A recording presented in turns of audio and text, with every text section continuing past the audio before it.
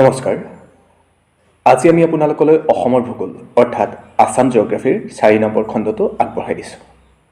এই খণ্ডটিৰ প্ৰথম প্ৰশ্নটো হৈছে অসমৰ দ্বিতীয়খন পক্ষী উদ্যানৰ নাম কি? অসমৰ দ্বিতীয়খন পক্ষী উদ্যানৰ নাম কি? ক. দীপৰ বিল পক্ষী উদ্যান, খ. পানীদিহিং পক্ষী উদ্যান, গ. বৰদৈবাম বিলমুখ পক্ষী উদ্যান, ঘ. পবিতৰা। উত্তৰটো হ'ব বৰদৈবাম বিলমুখ পক্ষী উদ্যান। ঘিলামৰা গোগামুখ সংযোগী পথৰ কাষৰ ঢকুৱাখনা মহকুমা আৰু ধেমাজি জিলাৰ সীমান্তৱৰ্তী বৰদৈবাম নামৰ অঞ্চলত বৰদৈবাম বিলমুখ পক্ষী উদ্যান অৱস্থিত। এই উদ্যানখনত বহুতো স্থানীয় পক্ষীৰ সমাগম ঘটাৰ লগতে বসন্তকালত বিশ্বৰ বিভিন্ন অঞ্চলৰ পৰা বিভিন্ন পক্ষীৰ সমাগম ঘটা দেখা যায়।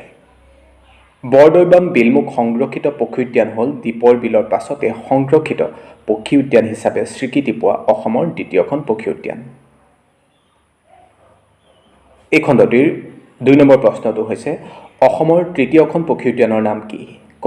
দীপৰ বিল পক্ষী উদ্যান, পানীদিহিং পক্ষী উদ্যান, বৰদৈবাম বিলমুখ পক্ষী উদ্যান, পবিতৰা। আমি ইতিমধ্যে গম পাইছোঁ যে অসমৰ প্ৰথমখন পক্ষী উদ্যানৰ নাম সেইখন হৈছে দীপৰ বিল আৰু দ্বিতীয়খনৰ কথাও গম পালোঁ, দ্বিতীয়খন হৈছে বৰদৈবাম বিলমুখ পক্ষী উদ্যান। গতিকে উত্তৰটো হ'ব খ. পানীদিহিং পক্ষী উদ্যান। পানীদিহিং অভয়াৰণ্য অসমৰ শিৱসাগৰ জিলাত অৱস্থিত এখন বন্যপ্ৰাণী অভয়াৰণ্য।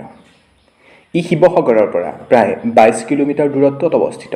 এই বনাঞ্চলখনক অসম চৰকাৰে 1994 চনত বন্যপ্ৰাণী অভয়াৰণ্য হিচাপে আৰু 1999 চনৰ আগষ্ট মাহত পক্ষী উদ্যান হিচাপে স্বীকৃতি দিয়ে।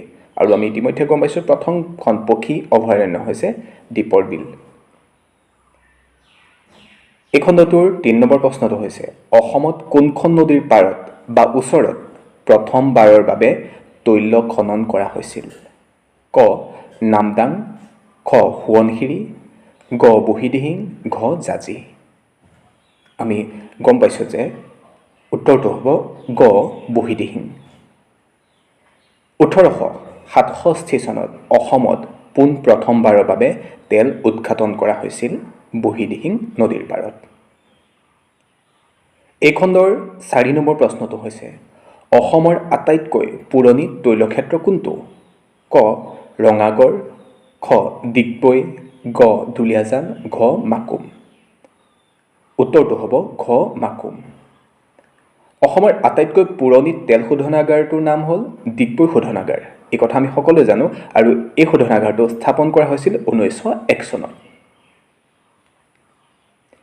এই খণ্ডৰ 5 নম্বৰ প্ৰশ্নটো হৈছে অসমত কেইটা তেল শোধনাগাৰ আছে?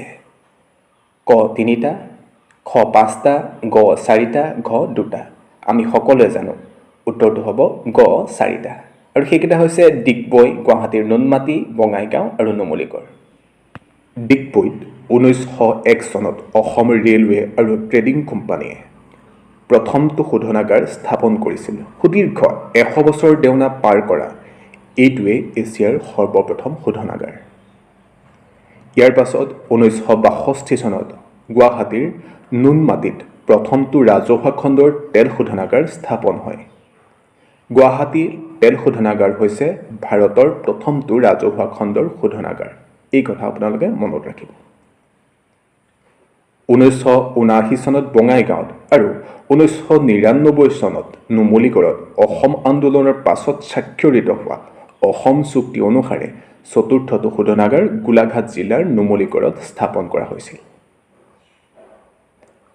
এই খণ্ডটোৰ 6 নম্বৰ প্ৰশ্নটো হৈছে তলৰ কোনখন বনাঞ্চল যাদৱ পায়েঙে এককভাৱে ৰোপণ কৰিছে? ক. বৰনদী, খ. মূলাইকাথনি, গ. বৰাইল কাথনি, ঘ. দিহিং অভয়াৰণ্য। উত্তৰটো হ'ব মূলাইকাথনি। আমি সকলোৱে জানো যে যাদৱ পায়েঙক মূলাই বুলি সকলোৱে চিনি পায়। অৰণ্য মানৱ যাদৱ পায়েঙে এইখন সৃষ্টি বা গঢ়িছিল বাবে মূলাইকাথনি বোলা হয়। এই খণ্ডৰ 7 নম্বৰ প্ৰশ্নটো হৈছে অসমৰ 34তম জিলাখনৰ নাম কি? আমি জানো যে অসমৰ মুঠ জিলা বৰ্তমান 35খন আৰু 34তম জিলাখনৰ নাম কি সুধিছে ক তামোলপুৰ, খ বজালী, গ মাজুলী, ঘ বিশ্বনাথ।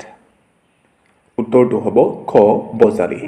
2021 চনৰ 12 জানুৱাৰীত ঘোষণা কৰা হৈছিল বজালীক জিলা হিচাপে। আৰু 35তমখন হৈছে তামোলপুৰ। আমি এই কথা সকলোৱে জানো। আৰু তামোলপুৰক 2022 চনৰ 23 জানুৱাৰীত ঘোষণা কৰে জিলা হিচাপে। মাজুলীক জিলা হিচাপে ঘোষণা কৰে 2016 চনৰ 27 জুন তাৰিখে। আৰু মাজুলী আছিল অসমৰ 33তম জিলা। আৰু বিশ্বনাথক জিলা হিচাপে ঘোষণা কৰিছিল 2015 চনৰ 8 আগষ্ট তাৰিখে। এই খণ্ডৰ 8 নম্বৰ প্ৰশ্নটো হৈছে কোনখন অসমৰ গ্ৰীষ্মমণ্ডলীয় বৰ্ষাৰণ্য? ক বুৰবুৰী, খ বগীবিল, গ দিহিং পাটকাই, ঘ ওপৰৰ এটাও নহয়। উত্তৰ হ'ব গ দিহিং পাটকাই বৰ্ষাৰণ্য। এই খণ্ডৰ 9 নম্বৰ প্ৰশ্নটো হৈছে অসমত কিমান জৈৱমণ্ডলৰ সংৰক্ষিত বনাঞ্চল আছে? ক 2, খ 3, গ 4, ঘ 9। উত্তৰটো হ'ব 2। অৰ্থাৎ অসমত 2খন জৈৱমণ্ডলৰ সংৰক্ষিত বনাঞ্চল আছে।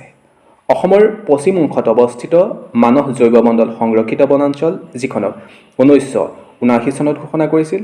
আৰু অসমৰ পূব অংশত অৱস্থিত ডিব্ৰু-চৈখোৱা জৈৱমণ্ডল সংৰক্ষিত বনাঞ্চল, যিখনক 1995 চনত জৈৱমণ্ডল সংৰক্ষিত বনাঞ্চল হিচাপে ঘোষণা কৰিছিল।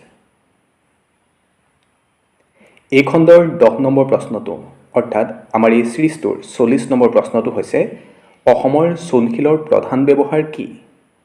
ক চিমেণ্ট উৎপাদন, খ প্লাষ্টিক উৎপাদন, গ ইটাৰ উৎপাদন, ঘ লোহাৰ উৎপাদন। উত্তৰটো হ'ব ক চিমেণ্ট উৎপাদন। চিমেণ্ট কাৰখানা অসমৰ ক'ত আছে যদি প্ৰশ্ন আহে উত্তৰ হ'ব বোকাজানত আছে। অৰ্থাৎ চিমেণ্ট কাৰখানা বোকাজানত অৱস্থিত। আজিলৈ ইমানে। আজিও আমি আপোনালোকক অসমৰ ভূগোল অৰ্থাৎ আছাম জিঅ'গ্ৰাফীৰ 10টা প্ৰশ্ন উত্তৰ আগবঢ়ালোঁ। বৰ্তমানলৈকে সৰ্বমুঠ 40টা এই চিৰিজটোৰ প্ৰশ্ন আপোনালোকলৈ আগবঢ়াইছোঁ। আৰু যথেষ্টখিনি আগবঢ়াবলৈ আছে। আশা কৰোঁ আপোনালোকে এইখিনিৰ পৰাই যথেষ্টখিনি উপকৃত হৈছে। যদি সঁচাকৈ আমাৰ এই চিৰিজটো ভাল লাগিছে তেতিয়াহ'লে আপোনাৰ বন্ধু বান্ধৱীলৈ শ্বেয়াৰ কৰি দিব আৰু আমাৰ ইউটিউব চেনেলটো ছাবস্ক্ৰাইব কৰি দিব।